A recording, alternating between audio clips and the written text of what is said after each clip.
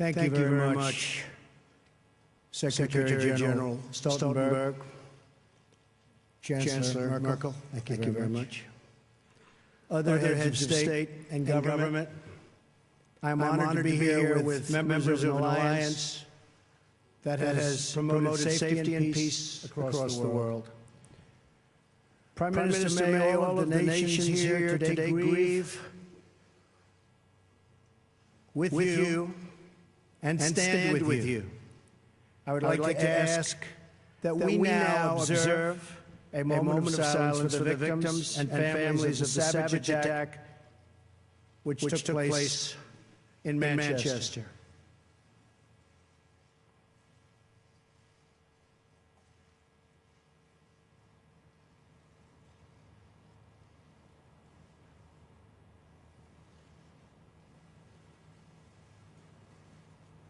Thank you. Terrible thing. This ceremony is a day for both remembrance and resolve. We remember and mourn those nearly 3,000 innocent people who were brutally murdered by terrorists on September 11th, 2001. Our NATO allies responded swiftly and decisively, invoking for the first time in its history the Article 5 collective defense commitments. The recent attack on Manchester in the United Kingdom demonstrates the depths of the evil we face with terrorism. Innocent little girls and so many others were horribly murdered and badly injured while attending a concert. Beautiful lives with so much great potential, torn from their families forever and ever. It was a barbaric and vicious attack upon our civilization. All people who cherish life must unite in finding, exposing, and removing these killers and extremists. And yes, losers. They are losers. Wherever they exist in our societies, we must drive them out and never, ever let them back in. This call for driving out terrorism is a message I took to a historic gathering of Arab and Muslim leaders across the region, hosted by Saudi Arabia. There I spent much time with King Solomon, a wise man who wants to see things get much better rapidly. The leaders of the Middle East have agreed at this unprecedented meeting to stop funding the radical ideology that leads to this horrible terrorism all over the globe. My travels and meetings have given me renewed hope that nations of many faiths can unite to defeat terrorism, a common threat to all of humanity. Terrorism must be stopped in its tracks, or the horror you saw in Manchester and so many other places will continue forever. You have thousands and thousands of people pouring into our various countries and spreading throughout. And in many cases, we have no idea who they are.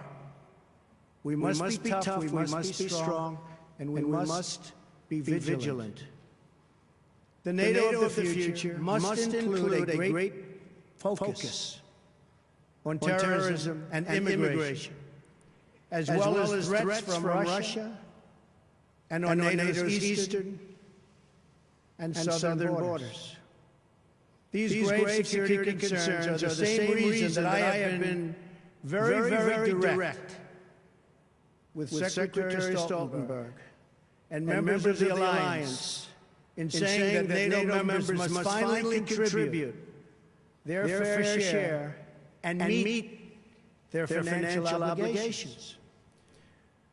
But 23 of the 28 member nations are still not paying what they should be paying and what they're supposed to be paying for their defense.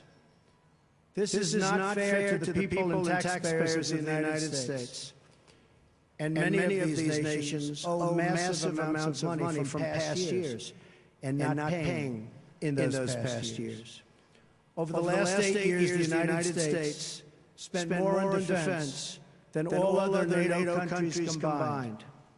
If all NATO members had spent just 2% of their GDP on defense last year, we would have had another $119 billion for our collective defense and for the financing of additional NATO reserves.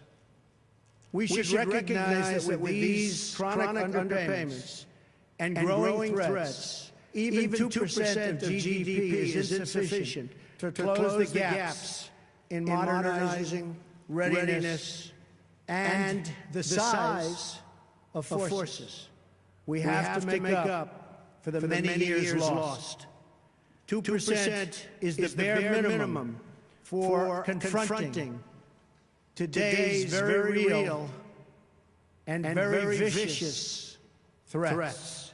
If NATO countries made their full and complete contributions, then NATO would be even stronger than it is today, especially from the threat of terrorism. I want to extend my appreciation to the 9/11 Memorial Museum in New York for contributing this remnant of the North Tower, as well as to Chancellor Merkel and the German people for donating this portion of the Berlin Wall.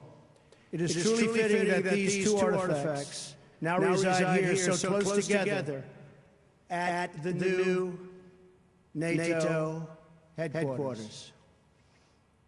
And I never asked once what the new NATO headquarters cost.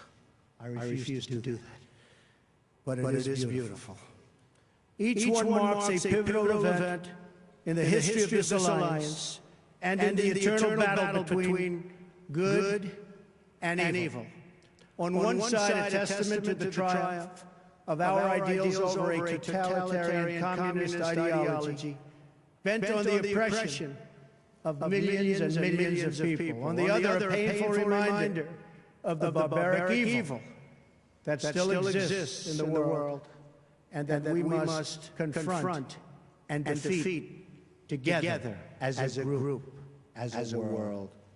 This twisted mass of metal reminds us not only of what we have lost, but also what forever endures. The courage of our people, the strength of our resolve, and the commitments that bind us together as one. We will never forget the lives that were lost. We will never forsake the friends who stood by our side. And we will never waver in our determination to defeat terrorism and to achieve lasting security, prosperity, and peace. Thank you very much. It's a great honor to be here. Thank you.